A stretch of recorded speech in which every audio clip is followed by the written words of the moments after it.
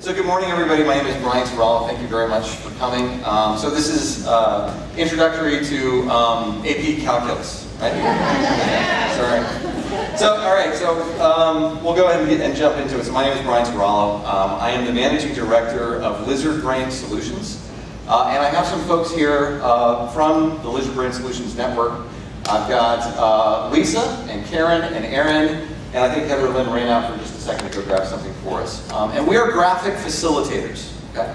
And so has anybody ever seen graphic facilitation before? Do you know what that is? A couple of people, like one, and maybe like half a hand up over there. Okay. So it's a thing, first of all, let me say that.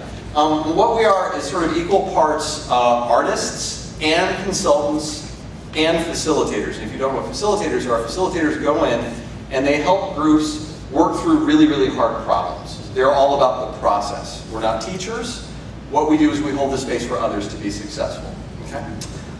And one thing that you should know about me is that what I'm about to talk about with visual note-taking, it's very personal for me, and sometimes I get emotional about that, and if it shows up, it'll show up as energy. Just understand that that's about me and it's not about you, in case that shows up for me. Okay?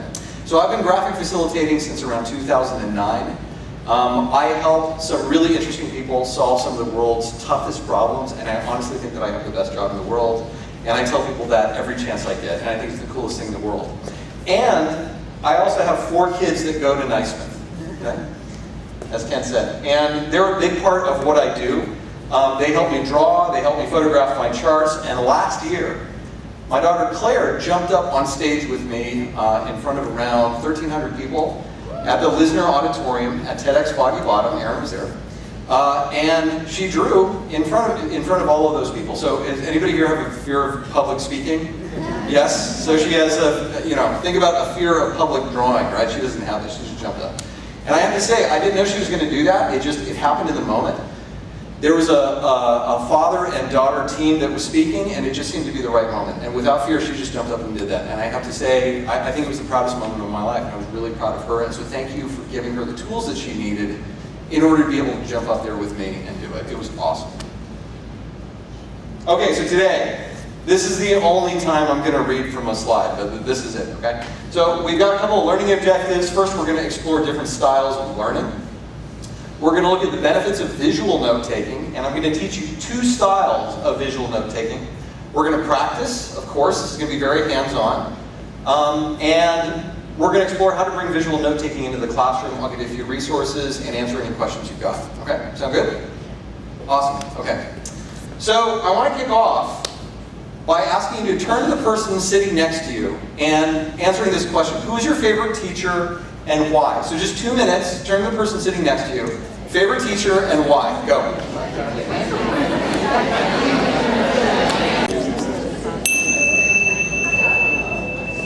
Most of the groups don't know that. They don't know that, so I gotta use these. All right, so who's your favorite teacher and why? Let's hear it. Just popcorn it out for me. Who wants to share? Favorite teacher, how come? Yes, ma'am. 5th grade, Mrs. McDonald. She read The Hobbit to us and she had a wonderful Scottish accent. 5th grade, Mrs. McDonald read The Hobbit, Scottish. Right. How do you beat that? That's awesome. Yes, ma'am. Colonel Tyler. History, because he was organized. Interesting. Okay. Yes, sir? Or ma'am. Actually, there's somebody in the back. I saw that hand. Yes, ma'am. Go for it. Dr. Nasser, my graduate professor. Nasser, graduate professor. He taught through his life experiences in 17 different countries. Wow. Taught through life experiences in 17 different countries. How about a couple more? Yes, ma'am. Okay, my 4th grade teacher who had us be very active and involved in what she was teaching. 4th grade, active and involved. Tell me a little bit more about that. In what way?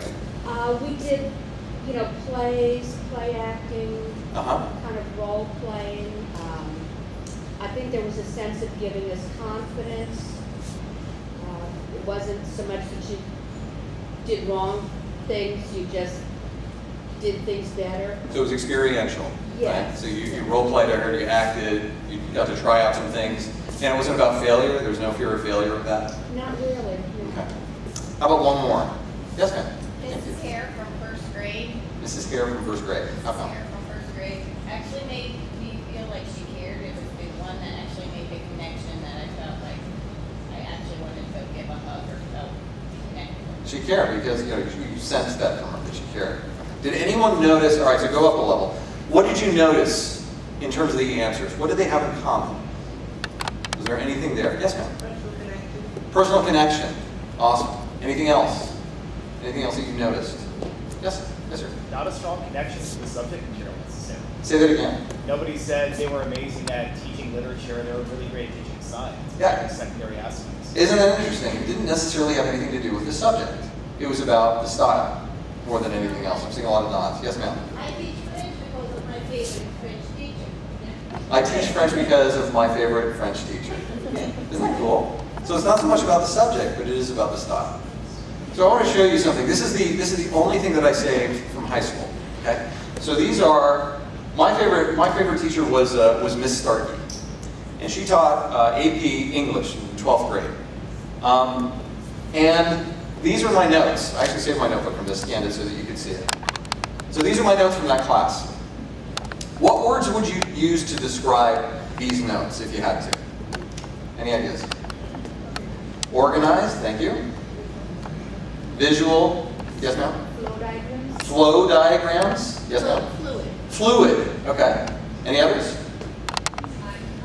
Mind mapping, thank you very much. So there's going to be prizes for correct answers, by the way, thank you. Yes, sir? Big ideas, small ideas. Big ideas, small ideas, okay. And I think I saw one more here. I was going to say mind mapping. Mind mapping, yeah, exactly.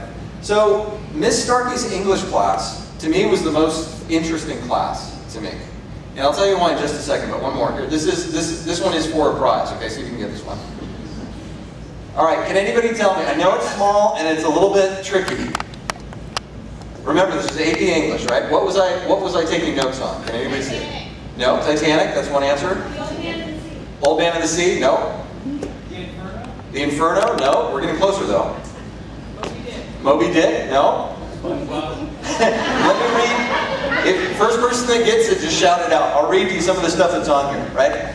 So the objective is philosophy. It's Nellie is going to the Congo Africa Project. Conrad, anyone? Right there. Come on. Heart of Darkness. Thank you very much. Big hand. That was it. Congratulations. I just gave him a book on 300 drawing prompts. I hope you'll draw every last one of them. Okay. Yeah, so that's Heart of Darkness. So, Miss Starkey was my favorite teacher, not so much because of the subject. I mean, let's face it, Heart of Darkness is not like a beach book. You wouldn't bring that with you, right? It's not a very gripping read. But it was interesting to me. I can honestly say that when I was in her class, I was actively engaged, right? It was an experience for me. And I was listening with my whole self. How many of you all would like to have students in your class that actually did that, right? Yeah, seeing some hands go up. And so, one other thing about her class, here's what she did that was different. It's not to say that hers was the only class that I took notes like that in. Here's what she did. So it was the school's policy to actually do notebook checks. And so the idea there is that if you are taking notes the right way, you're learning something, okay? And I actually saved this. This is her very tiny little handwriting. Anytime Miss Starkey did a notebook check on me, she always gave me top marks. And it wasn't because what she looked at, she didn't see doodles, right? She didn't see cartoons. She saw the content that I was getting at. It just happened to be the way that I took notes. And so what she was doing is she was actually giving me some positive feedback because she realized that I was capturing notes in a way that made sense to me. I'm just going to say this, it didn't make sense to my algebra teacher. I ended up getting thrown out a lot, and it had nothing to do with algebra. I like algebra, but my algebra teacher didn't get it. And thankfully, I had an assistant principal. I would show up at his desk after being thrown out from algebra class, and he would say, well, welcome back, Brian. What did you learn? And I would be able to recite back the lesson from memory because that's just the kind of learner that I am. And today I do this. I take notes visually for groups, and more than that, I give groups visual tools in order to solve their toughest problems. And again, I honestly believe that I have the best job in the world. Okay, so that's enough about me. So I've heard a couple of people talk about mind mapping. Some of you haven't. I'm not going to assume that everybody here knows mind mapping. However, I do know that at the kindergarten showcase a couple of weeks ago, the computer class highlighted mind mapping as one of the subjects, and I was sitting there going, yes. Okay, so I'm going to stop talking for a minute, if you don't mind. Could you all pass out the mind mapping? This is a quick startup guide to mind mapping, in case you've never done it before. And since you all read a whole lot faster than I talk, I'm going to be quiet for a second. And what I'd like you to do is scan through this, just at a high level. And when you're done, when you've got kind of a good enough working knowledge of what mind mapping is, just look up, and I'll be looking at you so I'll know that you're finished. And then I'll give you a couple of pointers, and then we'll practice some mind mapping. Is that good? Okay. As it's working its way around. Just a quick show of hands. Has anyone not ever heard of mind mapping before today? It's okay? Awesome. I'm working with experts already. That's great. Did you learn anything from this thing then? Was there anything that you picked up that maybe you didn't know about mind mapping before? Saying some nods. What did you learn? Yes, ma'am. Changing the font style. Changing font style. Right. Yeah, so, flexing, it's like, yes, you can use cursive, believe it or not. Okay. Other things. Yes, ma'am. Software, totally. Yeah, there's 3 recommendations for software on there. I would start with a free one. It's free. Yes, ma'am. The clutter is organized into different categories. That's in For what? example, the picture of the brain shows you have a lot of information there. Right. But then you start organizing it by categories such as method, materials, and benefits users. Mm-hmm. And then you go furthermore into details. Right, that's the whole format. So the idea there is that you've got the central image, which is the whole, what is this mind map about? That's the title. And then as you branch outward, those are your major themes. And then branches, build on branches, build on branches as you go out and do more and more detail. Okay. Organizing the thinking process. It's organized, it's thinking, and what's great about it is that it's nonlinear. Right? If you're brainstorming, I still do a mind map before I ever speak or ever have to write. Because it's a way that you can just get all your information out very quickly. By the way, I like to say that mind mapping is kind of the gateway drug to graphic recording and graphic facilitation. If you do this stuff and it works for you, it's really easy to get hooked, and it just opens your mind to this whole other world that's out there of people who use visuals professionally. Okay. So here's what I'd like to do. We have set up different flip charts around the room. Okay. I would like you to get a little bit of hands-on practice doing a mind map. Okay. And what I would like you to mind map around is different learning styles. So let me tell you what I mean by that. Why did I take notes like that in Miss Starkey's class? What kind of a learner would you say I am? Anyone? Visual, that was easy, right? So what I'd like you to do is I'd like you to get in groups. There's about 120 people roughly here. There's about 16 charts up. Okay, do the math on that. I'm not good at math. We've already covered that. Go to the charts, assign a scribe. You have some markers that are on the floor. And create a mind map. Come up with as many learning styles as you can. I'm going to give you 10 minutes for this. Now that's a lot longer than you need. But I want to challenge you. I want you to push past the obvious ones and give me more detail. Okay? So on the one hand, I want you to brainstorm and mind map out learning styles, and then the branches off of each one of those styles. Show me the behaviors that you might notice with each one of these. How would these show up? How would they manifest? Cool? Okay, so 10 minutes. Go to the charts. So let's start with all I guess the branches. We always do. Right. Yeah,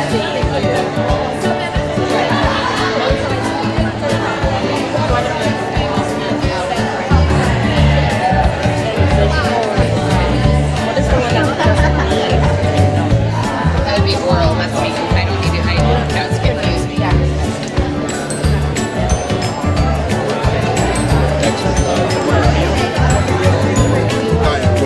What are the characteristics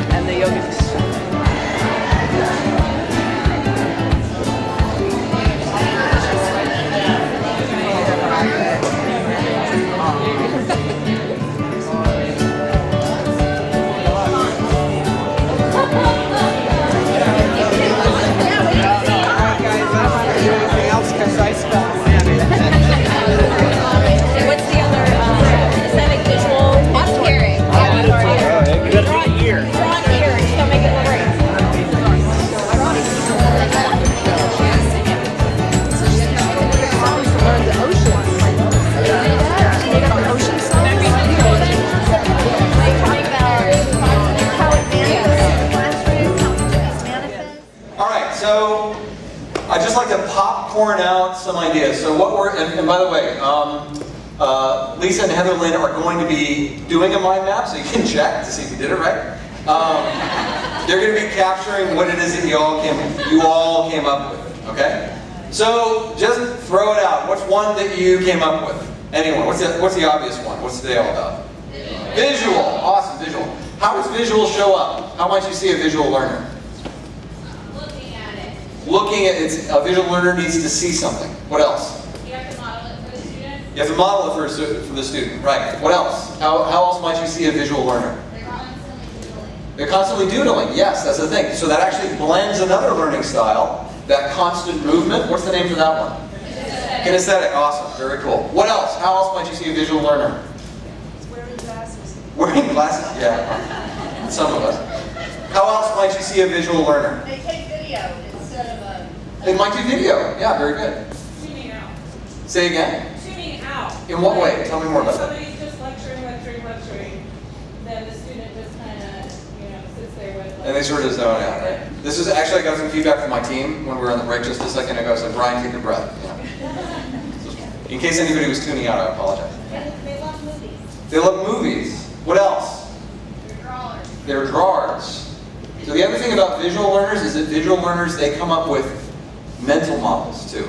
So the more that you can get them to create an experience in their minds, and maybe it's a sit back and imagine, if, questions like that, you're engaging the visual learners. Okay, what else? Other styles? Huh? Oral. Oral. Is there another word for that? Auditory. Yep. How do they show up?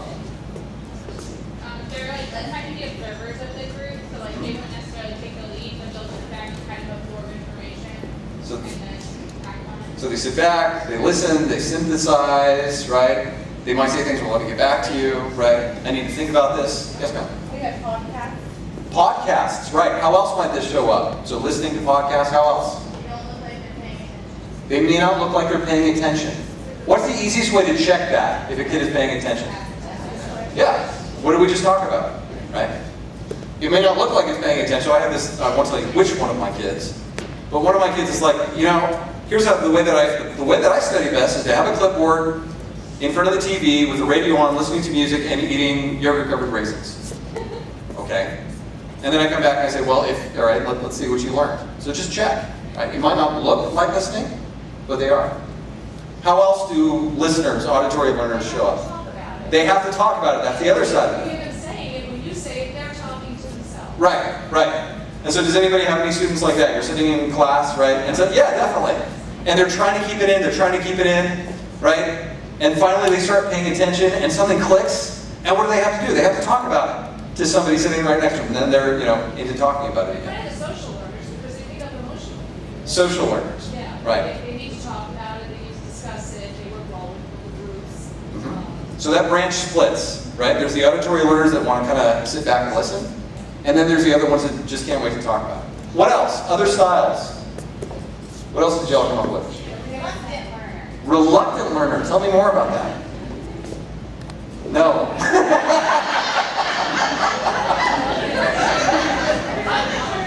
They have some emotional, they need the connection. They need the connection. They are passive until they get your connection. Yeah, exactly. Linda, confidence. So Linda, thinking about your favorite teacher, right? And why that teacher was favorite to you, because you felt that personal connection. Other kinds of learners. What else? What are some of the ones you might not think of?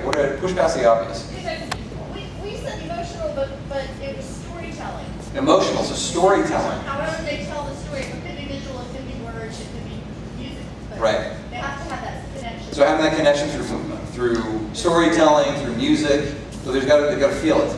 Right? What else? Others? Kinesthetic. Tell me more about that one. Say again.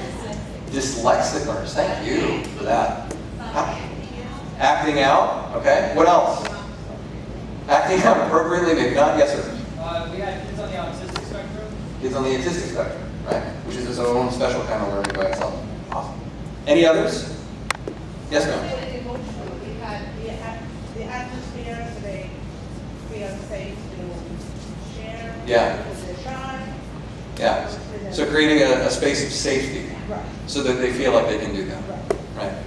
So there's a guy, his name is Osborne. He was actually the guy that invented what's called brainstorming. And one of the things about brainstorming is that there's 4 rules. One of them is to defer judgment. So they say that, right? But in any social setting, there's going to be judgment, right? You just can't help it. We're social animals. That's what we do. So whatever you can do to create a safe place. And I should not be lecturing you on that. You should be lecturing me on that. That's your entire job. Any others? Any others? Yes, sir.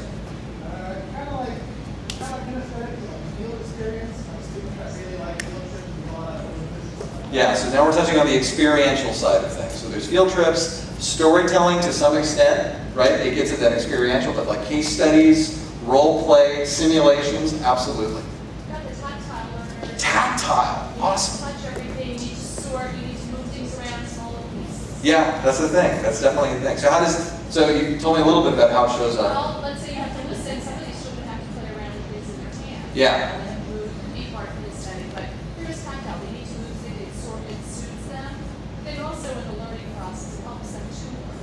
You know, so it is kind of tied in with visual, you know, so it depends on the student. Yeah, and all of these overlap too, right? Yeah, we're being examined. Yeah, so there's the kinetic, there's the tactile, there's the getting the hands on things.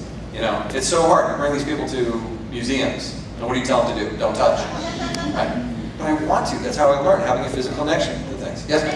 And then there are the kids that go from the detail to the big, and then kids that go from the big, maybe get to the detail or not. Yeah, so there's like the big picture thinkers, the ones that see the forest, and then there's the one that doesn't want just the tree. They want the leaf on the tree, get down into the nitty details of things. Totally. Yes, ma'am? Left and right side brain. And that, how much does that play into? Any thoughts? What's the latest on left and right side? Actually, there's a book there, Karen, if you don't mind grabbing it. So this is use both sides of your brain. This is one of the resources that I'm going to give to you. So largely, I'll say this, left brain, right brain has largely been disproved, okay? And the lessons that we got from thinking about that are still very valuable. It's the recognition that different people learn in different ways. And so what can you do on the creative side of things, and what can you do on the more logical side of things? Absolutely. One more for learning styles.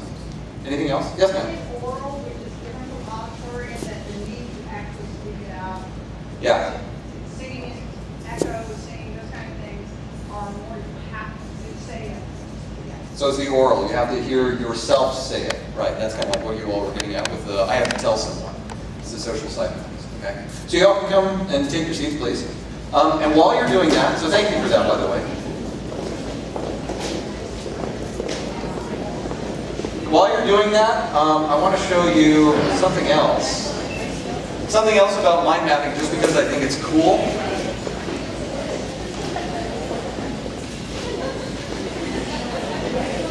Say that again. Oh, thank you. Thanks for the lights.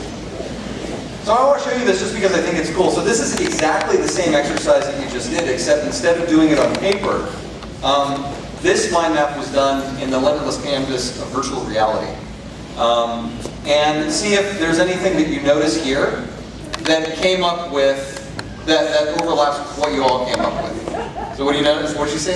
In a Starbucks, yes. In a Starbucks, yeah. So people need like that chaos, that energy around it, right?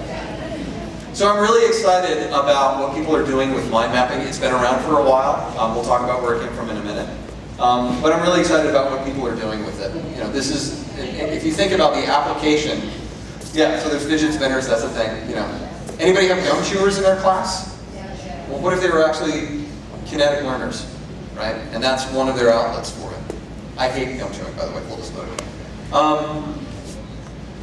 Think about the application for this kind of thing with groups that are working on really, really hard problems. Okay?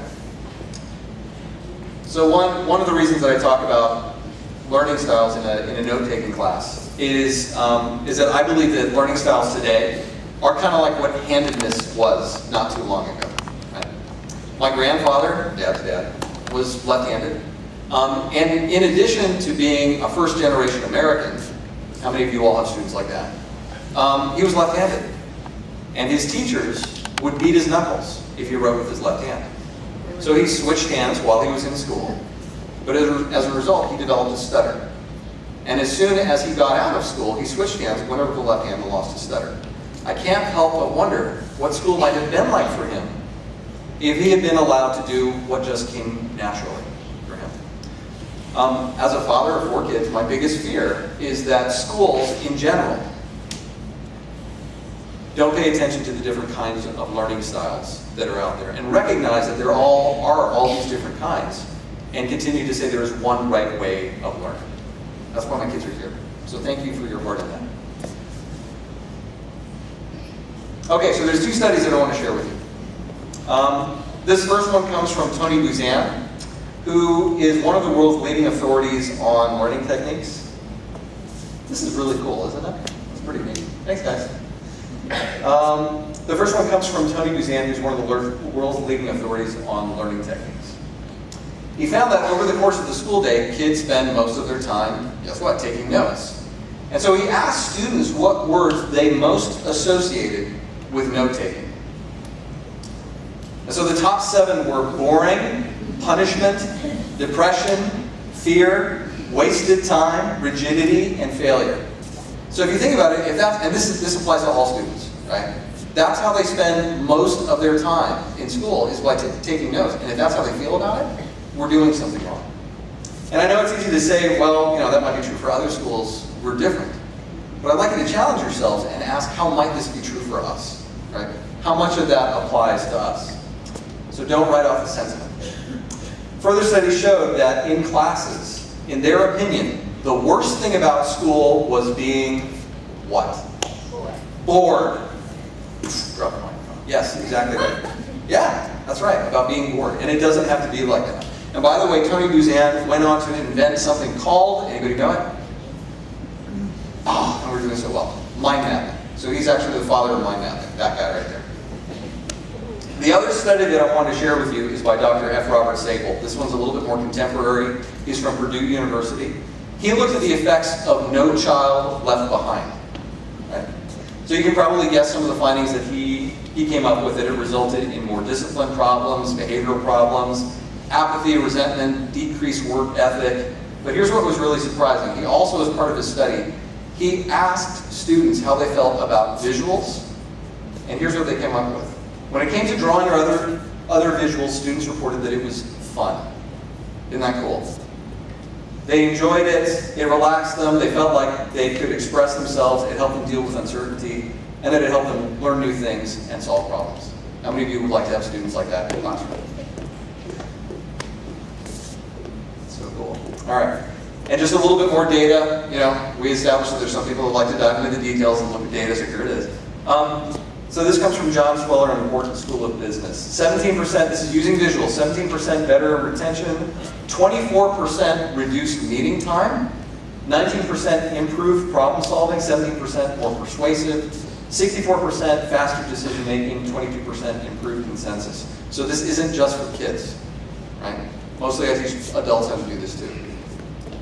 And then here's one that's not on the slide. So show of hands, who doodles while they're on their phone? Anyone? Most of them? No, I drive when I'm on the phone. Okay. So for those of you that doodle on the phone, there was a study that actually looked at people listening to really boring phone messages. And what they found is that they split it up into 2 groups. What they found is that the doodlers were able to retain 29% more content than non-doodlers. Isn't that interesting? So why is that? Why would you think that just by mindless doodles, they would be able to retain more content? Any ideas why? It ties into what you're listening. Yep. Why else? Yes, ma'am? Sometimes they do like they said, like they're So you create a mental model of whatever it was. Somebody says a car, you draw a car. Yes, sir. Ma'am, sorry. Good to see you.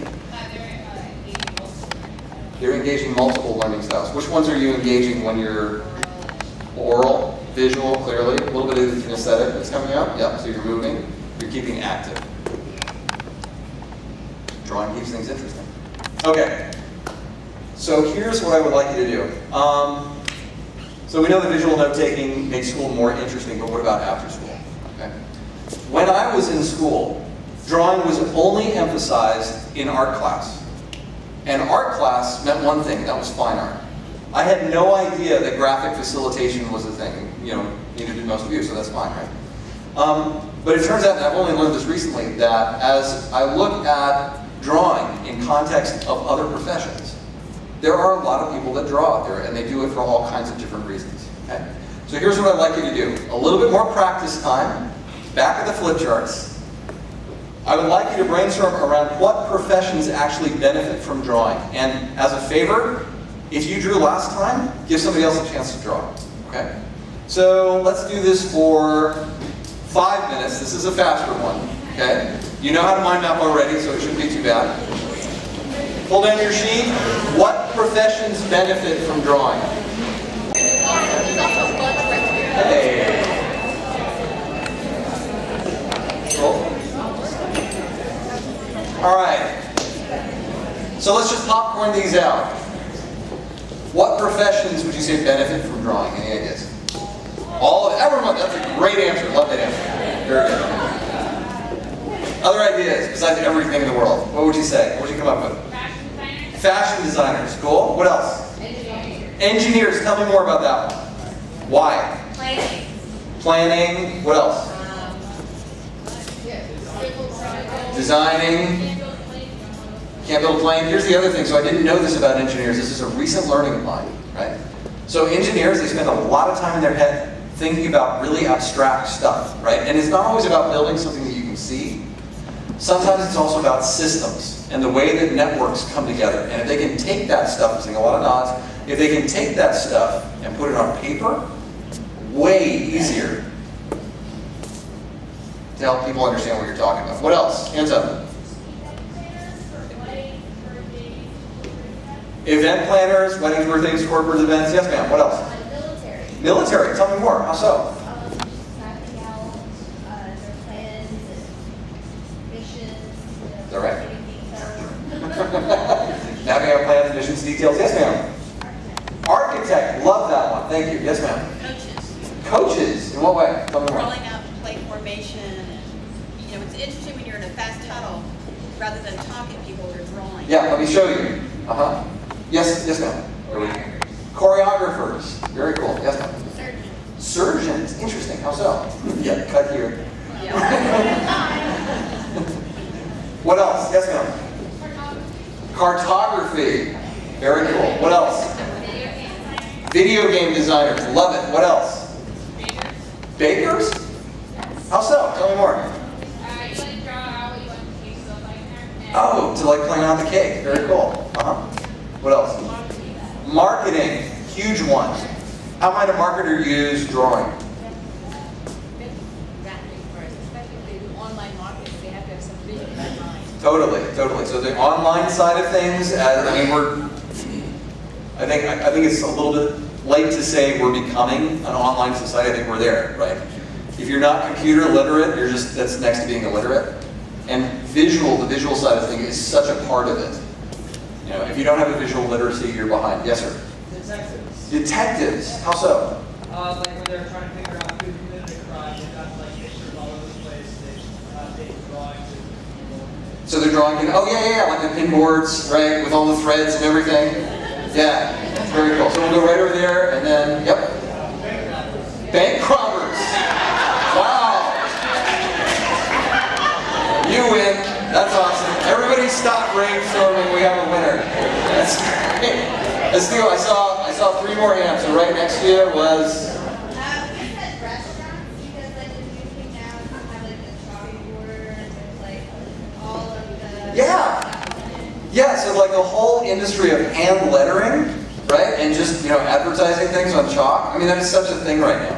And then landscapers. In what way? Like the guy pushing the lawnmower? Or? We did, we drew that in our visual. Very cool, thank you. Uh-huh. But planning out, the schematic of how you would lay out the.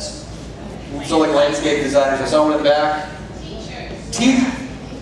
Thank you. I was worried that nobody was going to say teachers. Thank you. How so? How might you use it? Vocabulary. Settings, okay. And then I saw a couple of hands over here. Yes, ma'am. Meteorologists, yeah, like literally drawing on the, yep. And then, ma'am, last one? Athletes, in what way? how to like play the game and win. How to play the game and win. Very cool. That's a nice note to end on. So please take your seats. Thank you very much for that. Give yourself a hand. That's 2 fine hands. So thanks for that. So drawing is more than just art. Drawing is more than just fine art. I believe that building visual literacy is one of the 2 skills that schools do not teach in order to prepare their students for a world that is volatile, uncertain, complex, and ambiguous. And that other skill, by the way, in addition to visual literacy, is people skills, but that's a whole different workshop. And when I say visual literacy, I'm not just talking about clip art. Okay? What I'm talking about here is someone who can sit in a meeting, listen, and then pick up a marker, go to the whiteboard, and say, what I'm hearing is this. And they draw a diagram that most people can agree with. That's a skill that I think is so much more important than being smart or being right. There are people that spend all day being 100% convinced in their own heads that they have the right answer. And then if people would just listen to them, everything would be fine. But the thing is, nobody listens because nobody cares, because they're more interested about getting their own ideas out into the space that's there. And the other thing that I would say is that when you have the entire world's knowledge in your pocket, and you can search on Google, having the right answer isn't worth anything anymore. Anybody know who this is? This is the second quiz. So, any guesses? Here's a hint, by the way. Does anybody know it? Huh? There is something burning in the background. That's right. Anybody know what's burning in the background? Huh? So here's a hint. That city that's burning in the background, that's Troy. Cassandra, thank you very much. That's awesome. Here's a book for you. 300. Yeah. What? Tell me about Cassandra. What was the deal with Cassandra? She tried to tell everybody the truth because she had the goods of prophecy. No one would listen to her because she had the truth. She tried to tell everyone the truth. She foresaw the destruction of Troy. And despite all of her pleading, all of her begging, despite knowing that she had the right answer in her head, no one believed her. I do a lot of business, I think that there are more Cassandras out in the world than ever before. That people are convinced that they have the right answers. And what we need is not right answers, we need people who can draw connections between those right answers. So here's what I'm hearing, and here's how those 2 things that you're saying are both part of the same big picture. But I can't draw, right? Yeah, I'm seeing some nods. Yeah, hands going up. Yeah, that's me. I can't draw. This is the biggest objection. So most adults have something of a mental block when it comes to drawing. And so let's get that out of the way. Drawing is not like playing the piano. If you stop playing the piano, you lose it. You go all the way back to square one. Drawing is a little bit more like riding a bike. You can always pick it back up again. But if you give it up when you're 8 years old, guess what? You're always going to draw like an 8-year-old, right? So the good news is that it's an investment that will always pay you back. If you start now and start drawing, you will pick up and it will be a skill that you build on. Okay? It never loses its value. But in order to get you past the mental block of I can't draw, we need to do a little bit of time travel. So here's what we're going to do, okay? So to the extent that you can, put your feet flat on the floor. Try not to cross your arms, see if you can rest your hands flat on your lap. Trust me, I do this with all kinds of people. Everybody gets through this. And I like you to just focus on your breathing. Breathe in. Hold it a little longer than you normally would. Exhale. Breathe in. Breathe out. Breathe in. Some of you are closing your eyes. That's fine. You can go ahead and do that. And in fact, I would like you to close your eyes. And in your mind, as you're focusing on your breathing, I would like you to mentally go back to when you were a student. Imagine yourself sitting in class. You're at your desk. Teacher is in front of you. On your desk there's a notebook. In your hand is a pencil. And in your notes, there is a doodle. There is a drawing. There was always one drawing. You drew it over and over and over again. You should not have to reach back very far to find that drawing. And when you have it, open your eyes, find a blank piece of paper, and draw that doodle. Did anyone not bring something to write with? Do you need a pen? Do you need a notebook? It's okay, we brought extras if anybody has one. We're good?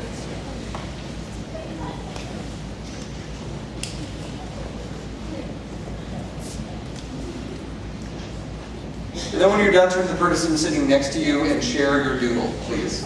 What did you draw? Okay, who would like to share? Anybody want to share their doodle? What did they come up with? Right there in the back, what you got? Go ahead, stand up, what'd you get?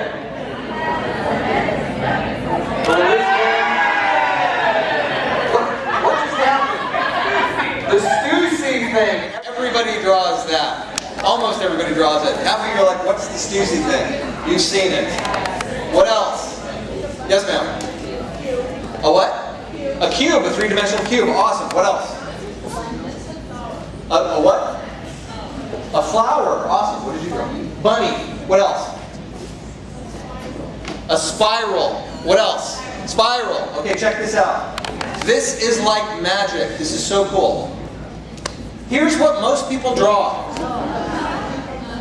This comes from Sonny Brown, by the way. If you ever get the chance, check out her TED Talk. It's awesome. Okay, so raise your hand if you drew an object of some kind. Okay? Raise your hand if you drew something abstract, a spiral, a Stussy logo. Yes? Raise your hand if you drew something from nature, a flower, right? An animal. Raise your hand if you drew a person or a face. Awesome. Isn't that interesting? And then raise your hand if you drew a word of some kind. Maybe a name. Okay. Did anyone not raise their hand? Isn't that interesting? So what's cool about that is that we all share the roots of a visual language. It's part of us, right? We all start drawing. All kids draw. Have you ever known a kid to not draw? Yeah, see, I'm seeing some head shakes. And for some reason, we give it up. Maybe it's because of that judgment. You know, I can't draw. And so we give it up for some reason. So what do these things have in common? It's not what you would call fine art, but that's not really the point, right? It's iconic. It uses simple shapes. That's not what a house looks like, but you know that that's a house. Right? It's just enough to give you the hint of the idea of what this thing is supposed to be. Can you guys pass out the next handout, please? So when you use simple shapes and simple icons, you have everything that you need in order to take visual notes. And what I want to show you here is the next evolution in visual note-taking. This goes way beyond mind mapping. It's called sketchnoting. And since it was introduced by Mike Rohde in 2012, it's grown into an industry all of its own. There are professional sketchnoters out there. Well, you probably didn't know that that was a thing either. People who go to conferences or listen to presentations and simply draw what they hear. The real value of sketchnoting as a practice, what I would say is, the real value of it is that it gave a name to this thing that all of us that were doing it had. We didn't have a name for it before Mike Rohde said, we're going to call this sketchnoting. And so now there's a community of practice. You can see examples of other people's sketchnotes out there. And this is really taking off. So we're about to do our next practice. Actually, if I can have the lights, if you don't mind. We're about to do our next practice. But before we do, I want you to give this handout a quick scan and have a conversation with the person sitting next to you. Remember those oral learners that have to talk about what they're learning, right? I'm assuming there's some of those in the audience. Have a conversation with the person sitting next to you. Share what stands out, what you notice, any insights you have, and if you need it, here are a couple of examples of other sketch notes. So this is a sketch note about a sketch note, and here's what it looks like when you're doing it on the top. Okay? So quick scan, have a conversation with the person sitting next to you. Go. You're like, what? We're going to do that? Yes, come on, that shouldn't be a surprise. Before you practice sketchnoting, what are your questions? None, it's clear. Can I have a worry instead of a question? Sure. So my worry is that I'm going to get so involved in making my image that that the content is going to flow past me. Is that a problem when you doodle when you're on the phone? Well, I'm always on the phone in my car. Test it. So test it. See if that works, right? And if you are, what I would say is that if you do find that you're dialing in too much on the visual, so there's a scale there, right? Just dial it back a little bit. And you can go more words, right? And less visual. So we have this a colleague that we work with, her name is Heather, she's brilliant. She doesn't draw much, a little bit.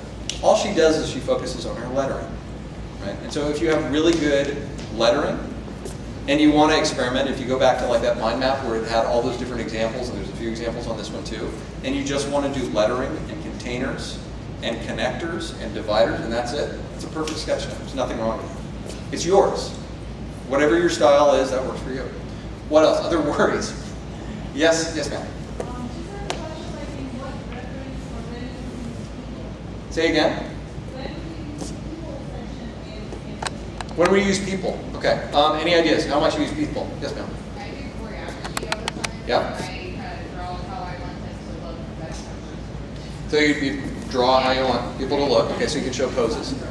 I'll give you my answer. I love to draw people because when you have a person in context of whatever's going on, it creates that connection. Remember our connected learners, the ones who like to see themselves in a space, is that you automatically project yourself into that space. And in addition to that, I don't often draw faces. I did on this one, but sometimes I just leave it as a blank.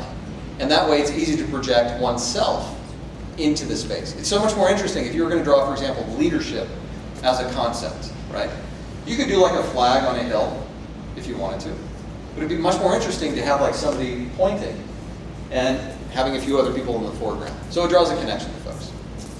Other questions before you jump into it? Yes, sir. Sorry.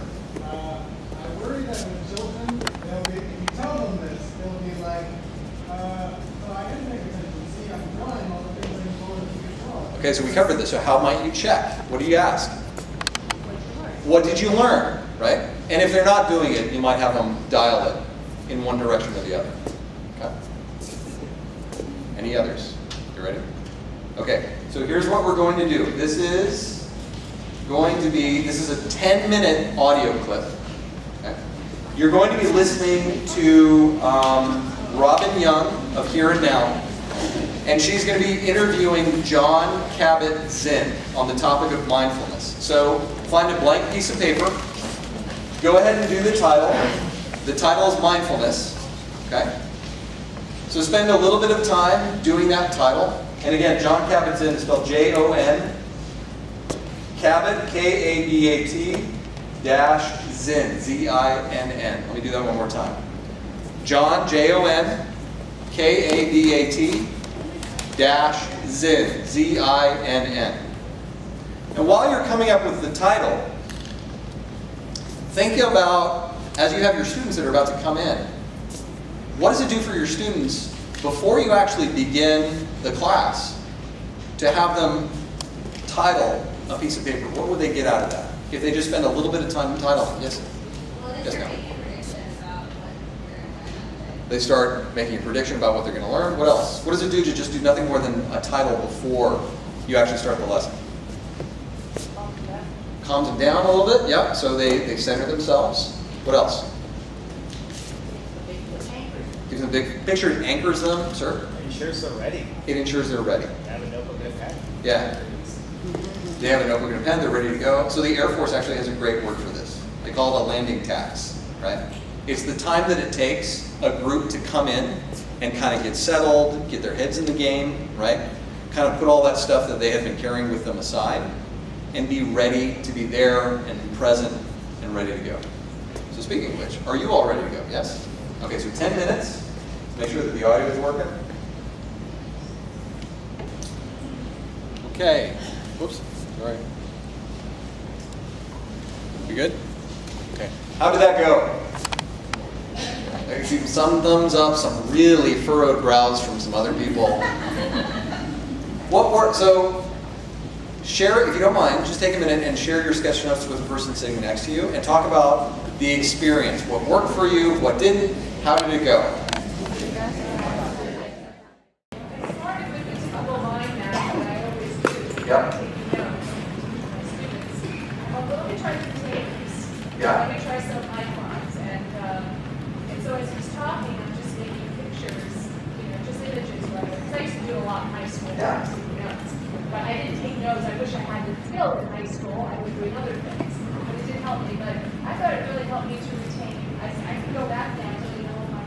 I love it. So here's what I love about what you said. You started with your strength. You know mind mapping, you started with mind mapping, and then you added to it. You experimented with different containers, different writing styles, a little bit of drawing. And I gave you, by the way, those pictures that are on the mind mapping basics at the top of the head right there, that's a visual vocabulary for you to use, right? Feel free to just steal stuff from that. So you experimented, you drew on your strength. What else? How else did it go? Yes, sir? When we were doing the title, I drew like a guy like meditating or mindfulness, and then whenever he said mindfulness, so John kind of did, I just redrew that. Cool. And it's like saved a lot of time. Plus, it was like more fun. It was more fun. I love it. Thank you very much. Start with the title. Yes, sir? I like the use of dividers that instead of just going down the page and saying, right, now there are boxes, little call outs, little cartoons off to the side. It's more like comic books opposed to textbooks. Yeah, so it's like more like a comic book using dividers, right? What I would say about that is you get when you put this in your head, you start getting inspiration from all over the place. You know, you never just read a comic book again, unfortunately, right? You're like, ooh, how do the panels lay out? Or if you look at a magazine or the front of a newspaper or a web page, you know, you start bringing languages like layout into your vocabulary. What else? Yes, ma'am. I find it so much relaxing because I can't just do one thing at a time and sit and listen. It's like I say, I'm just sitting and doing it. I found it more enjoyable. Yeah, so it kept you active. So you've got a little bit of that kinesthetic thing going on, right? I can't just be doing one thing at a time. And so we know from Sunny Brown and the study on doodling mindless doodles, when you're listening to phone messages, that helps retention. But when you're doing sketch notes, these are now experiential, purposeful doodles, right? You're drawing what you hear. You're creating that mental model of whatever was just said, which it takes you from being a passive listener to an active learner. Yes, ma'am? I'm not good at drawing. Sometimes I draw it in the moment, but a day later, I don't know what I drew. Yeah. I sense at the moment, and then you go back. So I tend to stay away from that because I know that tomorrow, what was I drawing? I don't know again. So that's since I'm not comfortable with the drawing, so I don't even go there. So what could you do? I did the bullets and the diagrams and a lot of short form. I write in shorthand. Shorthand. I know nobody else.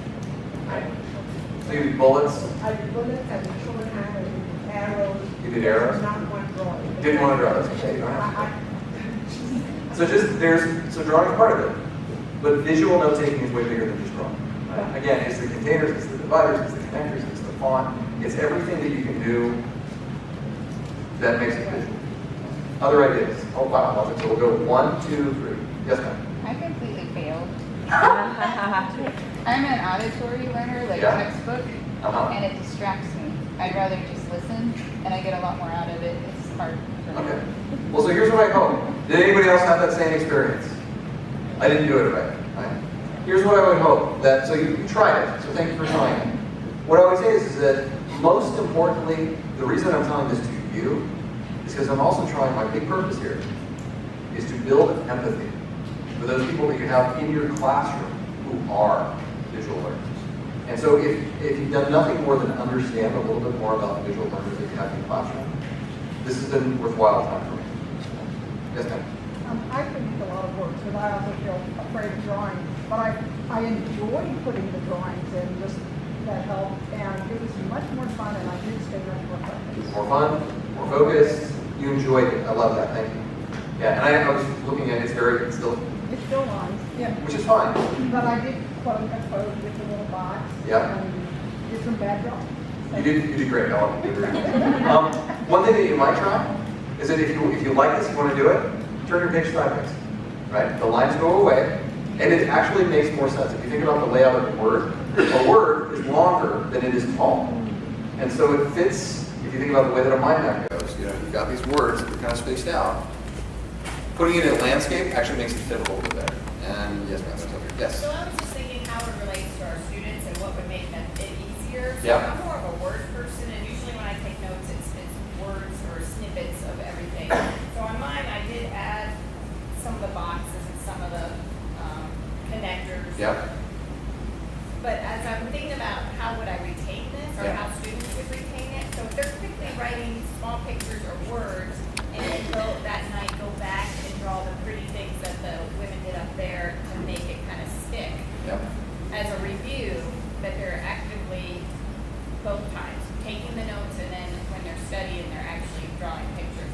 I think of it the opposite, where I'm the word and get it down faster with words, and then at night, do little pictures and color and make it pretty like that.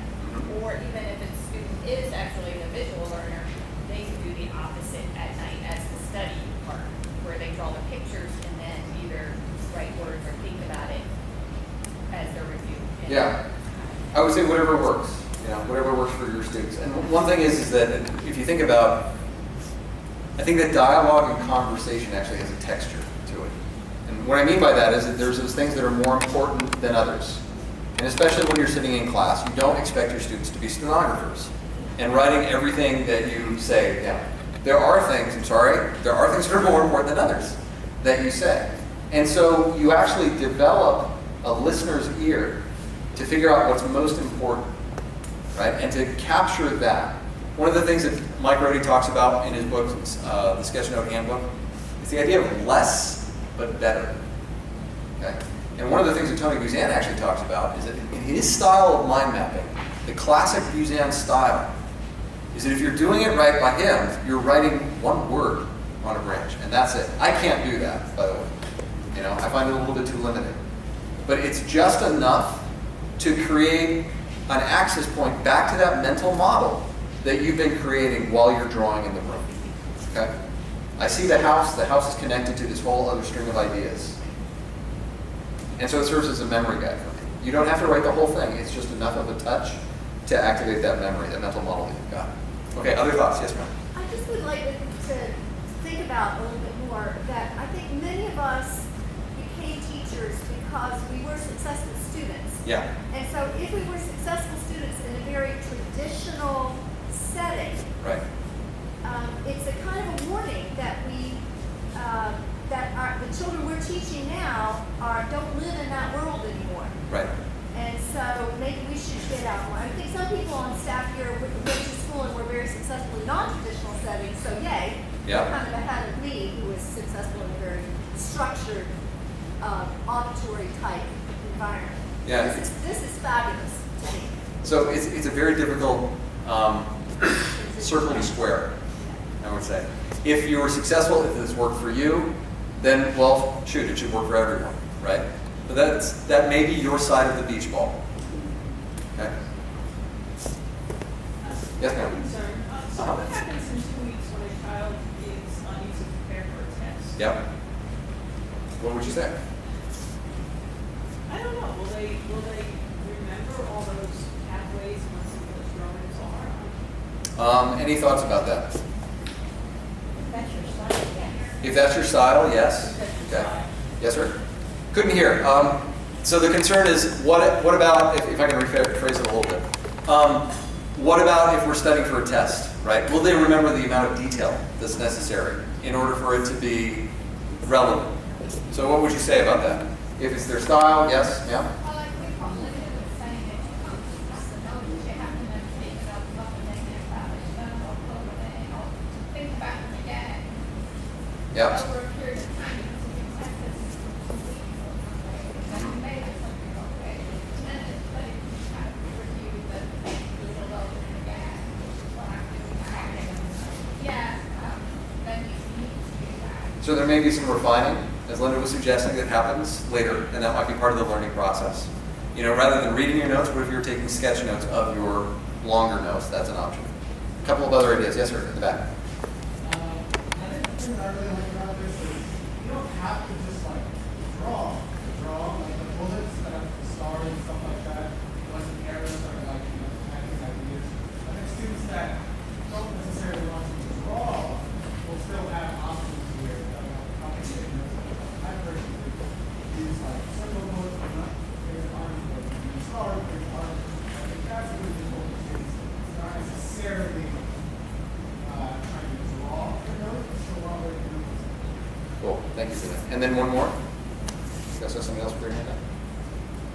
No? Oh, yes, I ma'am. was just gonna say, rather than focusing on the details of their assessment, focus on content.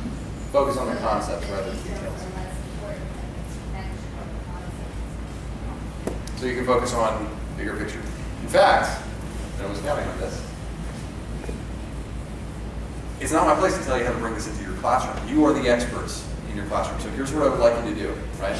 Since you know your classes better than I do by a lot, I would actually prefer to leverage the 120 brains that are sitting here. And so, just for the sake of time, let's do it this way. I was going to have you go back to the charts, but I think you've had enough of that. Turn to just form up a little group where you're sitting, 3, 4 people.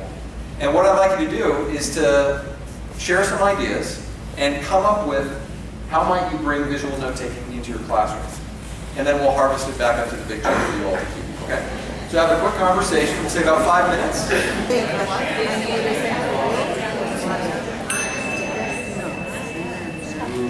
You're to bed? Okay. So, how might you bring visual note-taking into the classroom? What are your ideas? Yes, ma'am.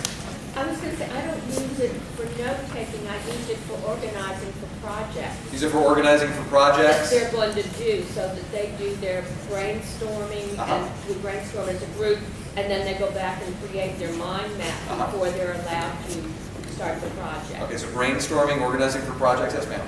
Fleshing out concepts for social studies like conflict, Nice. freedom. Fleshing out concept for social studies. Anything complex, ambiguous? Right. How do you show the connections between things? Cool. What else? Yes, sir. Actually doing the note-taking process on the board for the kids. Don't just throw up a bunch of words. Go ahead and draw the pictures and the doodles and the weird things on the side. Actually demonstrating it. So drawing some pictures and doodles and things. Yeah, how hard is it just to do a quick, simple icon of something? Let's do a quick practice. If you had to teach a concept like risk, how might you draw a risk? Ideas. Simple. What could you use? Cliff. A cliff. Awesome. What else? Anything else? Fire. What else? A forked path. What else? Say again? Dice. Not bad. Like the risk of, yeah. What else? See, if you can do that, you already have a visual vocabulary. That's the biggest leap. How do you take a concept and put a picture next to it? By the way, I have 2 ways that I like to draw a risk. One of them is a round bomb, like what Rocky and Bullwinkle would have, I love that sort of like iconic stuff that you get from Looney Tunes. The other one is like a shark fin. Easy. 1, 2, 3, and then that. Risk. Okay, what else? Other ideas? Bring it into the classroom. What might you do? Yes, ma'am. So we're preschool. Say. We're preschool, so we're Preschool? trying to brainstorm ways. They can't really take notes at this stage. Yeah. Handwriting, but like a cut and paste mind mapping. So they would have to like cut and paste, and then they can create their own map. So doing like collages. Yeah. Cool. So that would sort of be their level, being able to start at that age. Very cool. By the way, the only difference between a mind map and a word cloud is that a word cloud doesn't have any lines in it. That's it. Yes, ma'am. I already do kind of an activity where we tell them to write all of the vocabulary on the table with a dry erase marker, and then they have to make connections between the vocabulary by using a connector words like is, Write all the words on the table and then have them make connections. Yeah. See, by the way, I have this list of restaurants that I have business meetings at, and I specifically pick the restaurants that have paper tablecloths so that we can draw all over them. Yeah. Want to meet Gabby? It's great. All right. Others. What else? when students are presenting something, a project or performing, and the other students who are listening can be mind mapping. Nice. Yeah. So mind mapping when others are presenting. Very cool. A few other ideas. What else? How might you bring this into the classroom? Yes, ma'am. Well, we teach foreign language, so can we do with a story and students listen to the story? Yep. And then we've done this before, we give them a paper and just say that you draw what you think is happening in the story, and then we go back and analyze it and see how much, good way to. So you're using it when you're note-taking when you're listening to stories. When you're listening to something new, just to try to get the kids out of it, Thank you. I love that you brought that up, because one thing that I would add is that developing a visual vocabulary, it's just like learning a foreign language. That ability to reach back and say, okay, risk is a round bomb. That's it. It's the same thing. It's the same skill as developing a vocabulary in any other language. And then I think, Brianna? I've always been for teaching the national anthem on music. I always have put up pictures for different words and then we erase and make it. And I thought, I should get that. I should do it and then say, now you write yours and put in the pictures that will help you memorize. So So instead of it just being me doing it, Yeah. let them do it, seriously, it'd be them much more involved. Exactly, yeah. You have them draw the pictures that are associated with the concept. Right. And when you do And that, they use the bomb. yeah, and you use the bomb. And when you do that, you're pushing them to be active learners. They're creating that experience. They're creating that mental model of whatever the concept is. Rather than handing it to them, they do the work. Yes, ma'am. A little bit louder, if you don't mind.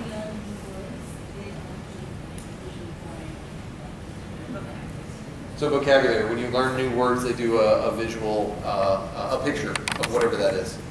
A couple more? Say again? Drama. Trauma. Drama. Grammar. Oh, sorry. Okay. Grammar. How would you, tell me more, how would you do that? Drawing also pronouns, features, I, you, we, together, they. So that's what I'm doing this. I love it. Okay. I, you, they, we. Fantastic. Yes, ma'am. I also teach foreign language, and I always said that the best way to memorize a new vocabulary word is to come up with an image that connects the word in Spanish or French and then the word in English. An image of some kind. Have that I image. always do that. So learning foreign They language. have them start drawing that. So quick observation. So I've heard science, I've heard history, I've heard language arts, I've heard music. I haven't heard math yet. I'm worried about what I said about algebra teachers earlier. No? Yes, ma'am. We teach first grade math. Uh-huh. So when we're doing rounding, we draw a car, and let the kids draw a car, put two numbers in it, for example, 46. Yep. And we have a 40th Street sign and a 50th Street sign, and we ask them which way the car would go. Yep. And then we have a little poem that goes along with it, so we're trying to appeal to them in multiple ways. Okay. So pulling it in to teach math, teaching like rounding. Yeah. You used to do Ally the alligator. Ally the alligator like teeth the biggest number, and you made it into a face with big teeth in between. Oh, I love it. Ally the alligator used to eat the Okay, biggest right, number for like less than and greater than and all that. Yeah. I am never going to forget that now. Thank you. I get that wrong all the time. How about one more? One more idea. How much you bring this into the classroom? Yes, ma'am. It has nothing to do with the students, but as teachers, we use it for our unit planning. Your unit plan. Yeah, we get together with other teachers and we're co-teachers, so we always sit down with other partners. Yeah. And you can sort of just map out what you're going to teach for the next community. Love it. So you're using it with your unit planning. Okay, one more. Yes, ma'am. It's very applicable to like the middle era, the emojis, that's how they type Yes. now. So like creating their own emojis for your vocab words, like what would be emojis? Oh, I love that one. I'm going to use that with groups. Create your own emoji for what's going on. That's so cool. Thank you for that. All right, so a couple of resources just to make sure that you have them. I have them up here. You can take a look. So this is Old but Gold. This is Use Both Sides of Your Brain by Tony Buzan. This is like the book on mind mapping. It's even better than literally the book on mind mapping, which is called Mind Mapping. So that's by Joyce Wyckoff. It's up there. And then I've referenced it several times. It's the Sketchnote Handbook by Mike Rohde. He's a fantastic guy. When he came up with this in 2012, he intentionally did not trademark or copyright the word Sketchnote because he wanted to create a community of people that were doing this. That's what he wanted to do. So it's a fantastic resource. And then finally for you, Wendy Pillars wrote, guess what? Visual Note Taking for Educators. So that's a great resource for you to go back to. Okay? And then you can always reach out to me, Brian at lizardbrainsolutions.com, Brian with an I. And I'm always out there for anything that you might need. So we've covered some questions. Are there any other burning questions out there that you must get answered? Comments? Anything else? Good? I know I'm standing between you and like the summer vacation, so that's an unenviable place to be. All right, so again, thank you very much for coming. This is what we do: graphic recording, graphic facilitation, mind mapping, virtual reality, anything visual, and anything with groups. So thank you very much for your time today. Graphic recorders, everyone.